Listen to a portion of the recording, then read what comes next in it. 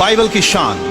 Bible कायनात को अपने कलाम से बनाने और कलाम ही की कुदरत से संभालने वाले जिंदा खुदा का जिंदा कलाम है, जिसे उसने अपने हर नाम से ज्यादा अजमत दी है। बाइबल तपाई गई चांदी से ज्यादा साफ है, ये सोने से बल्कि बहुत कुंदन से ज्यादा पसंदीदा है। ये सच्चाई है बल्कि सच का मयार है। ये बीज है जो बो दिया जाए तो बेफल नहीं रहता। इंसानों की रूहानी ग़िज़ा है जो शहद से ज्यादा शीरीं है। ये आईना है जिसमें हमें अपनी हकीकी सूरत नजर आती है। ये हथौड़े की मानद है जो सख्त दिलों, सोचों और ख्यालात को चकनाचूर कर देता है। ये दो धारी तलवार से ज्यादा तेज है जो बंद बंद और गूदे गूदे को जुदा करके गुजर जाता है। ये आग है जो नाराज़गी को भस्म कर देती और ईमान को खालिस और मजबूत बना देती है। ये कदमों के लिए चिराग और राह के लिए रोशनी है। ये खुदा की तरफ से इंसानों को दिया गया अबदी ज़ाबिता हयात है। बाइबल का हर एक सहीफा खुदा के इल्हाम से है जो तालीम और इल्जाम और इस्लाह और रास्तबाजी में तरबियत पाने के लिए मुफीद है। बाइबल की किसी बात की तावील किसी के जाती इख्तियार पर मौकूफ नहीं और ना ही कोई बात किसी इंसान की ख्वाहिश पर हुई, बल्कि आदमी रूहुल कुद्स की तहरीक के सबब से खुदा की तरफ से बोलते और लिखते थे। खुदा ने हिस्सा ब हिस्सा और तरह ब तरह नबियों और फिर रसूलों की मार्फत कलाम किया। तकरीबन 1500 साल में 3 बर्रे आज़मों अफ्रीका, एशिया और यूरोप में मूसा नबी से लेकर यूहन्ना रसूल तक तकरीबन 40 इंसानों को खुदा ने चुना कि वो बाइबल की किताबें लिख सकें। इन लोगों में चरवाहे, काहिन, फकीह, नगमा साज, किसान, बादशाह, सरकारी मुलाजिम, उलमा, तबीब और माहिगीर शामिल थे।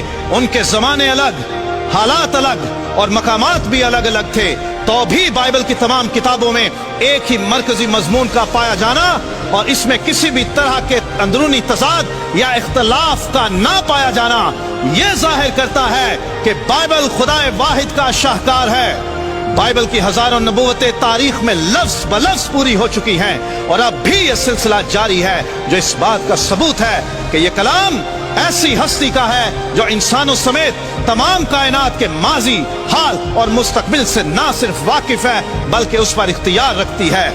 बाइबल दुनिया में सबसे ज्यादा जुबानों में पढ़ी, सुनी और सुनाई जाने वाली किताब है, लेकिन तारीख में सबसे ज्यादा इम्तहानों से गुजरने वाली किताब भी बाइबल ही है। हर दौर में कलाम खुदा की मुखालिफ कुव्वतों ने तारीखी, जुग्राफियाई, अदबी और सकाफती समेत तमाम दस्तयाब उलूम इस्तेमाल करते हुए इस किताब की सच्चाइयां झुठलाने, इसका इख्तियार खत्म करने और इसकी तासीर मिटाने की बेहद कोशिशें की, लेकिन यह किताब हर इम्तिहान में खरी साबित हुई।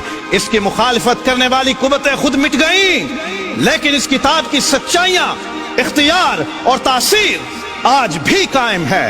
मुख्तलिफ जमानों, जगहों और कौमों में से बतेरे उठे जिन्होंने ये साबित करने की सरतोड़ कोशिश की कि बाइबल अपनी असल हालत में मौजूद नहीं बल्कि बदल गई है। इस दावे को सच्चा साबित करने के लिए ना तो कभी कोई सबूत पेश कर सका और ना कोई दलील, लेकिन मुख्तलिफ वक्तों में जिंदा खुदा के कलाम की सदाकत साबित करने के लिए जमीन ने अपने सीने में महफूज सदियों पुराने नुस्खे इंसानों के सामने पेश किए, जो ये साबित करते हैं कि मौजूदा किताब मुकद्दस में किसी किस्म की कोई तहरीफ या तब्दीली नहीं की गई, बल्कि ये अपनी असल हालत में मौजूद है। दुनिया की किसी और किताब के इतने पुराने और इतनी कसीर तादाद में नुस्खे दस्तयाब नहीं हैं। ये एजाज सिर्फ ला तब्दील खुदा के ला तब्दील कलाम को हासिल है। याद रहे कि बाइबल बदली नहीं बल्कि बदल देती है। पिछली 3500 साल इंसानी तारीख में कई ऐसे लोग उठे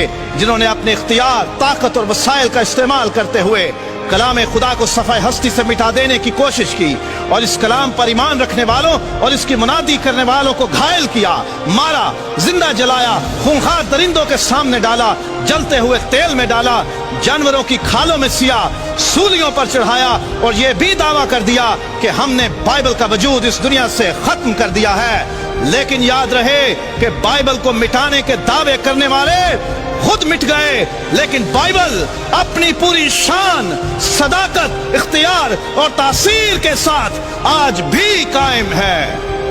हर बशर घास की मानंद है और उसकी सारी शान और शौकत घास के फूल की मानंद। घास तो सूख जाती है और फूल गिर जाता है, लेकिन खुदावंद का कलाम अब तक कायम रहेगा, अब तक कायम रहेगा।